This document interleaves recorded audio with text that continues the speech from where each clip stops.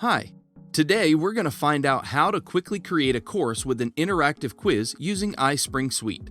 Here's a PowerPoint presentation that's almost ready to go. As a finishing touch, let's add a quiz at the end to check the learner's knowledge. We'll just insert a new slide, then click the Quiz button on the iSpring toolbar. Here you can create a new graded quiz or a survey. The graded quiz involves scoring and assessment, whereas the survey simply collects information from viewers without grading them. Let's check out a graded quiz. A quiz consists of questions and results slides. If you like, you can also create an introduction for your quiz with any or all of these slides, an intro, a user info request form, and an instruction slide. There are 14 questions available to add to your quiz. Let's add a multiple choice question. You can enter the question text and answer choices here, and enhance the question with pictures, video, and audio. Plus, you can add hyperlinks, equations, and symbols right up here.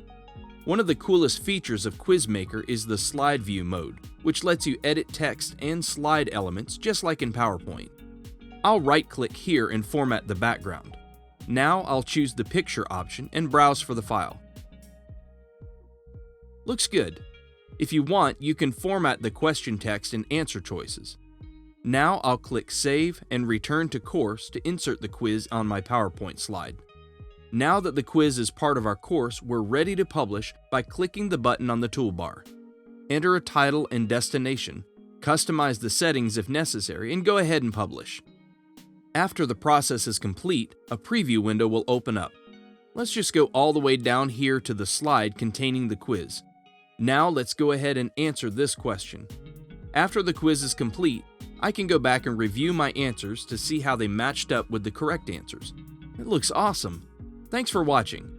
Now it's your turn to create your very own course with a quiz.